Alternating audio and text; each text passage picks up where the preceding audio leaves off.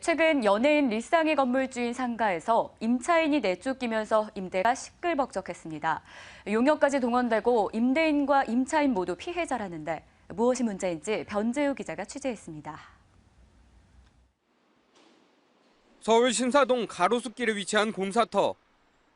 얼마 전까지 우장창창이란 곱창집이 자리하던 곳인데 건물주와 갈등을 빚던 세입자가 계약을 연장하지 못해 결국 가게 문을 닫았습니다. 상가 건물 임대차 보호법상 보호기간 5년의 임차 기간을 넘긴 세입자가 보시다시피 법원의 강제 집행으로 쫓겨났는데 세입자 보호기간이 너무 짧다는 지적이 많습니다.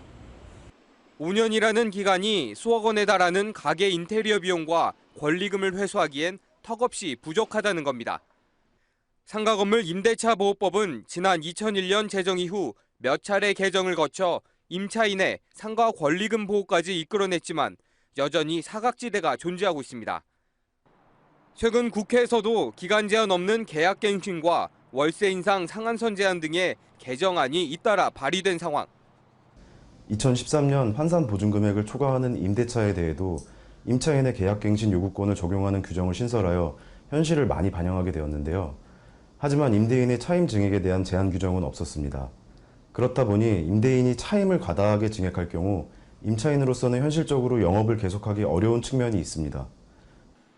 특히 영세 상인을 보호하겠다며 도입된 환산 보증금 제도가 현실과 동떨어졌다는 목소리가 높습니다. 환산 보증금은 보증금의 100개월분의 월세를 더한 금액으로 일정 금액이 안 되면 건물주가 5년간 계약 해지를 할 수 없습니다. 하지만 서울만 봐도 현재 4억 원이 기준으로 돼 있는데 상위 5개 상권의 평균은 무려 7억 9,700만 원에 달하고 있습니다. 소위 뜨는 지역에 치솟는 상가 임대료 때문에 상권을 일궈낸 상인들이 쫓겨나는 젠트리피케이션 현상은 이미 오랜 골칫거리.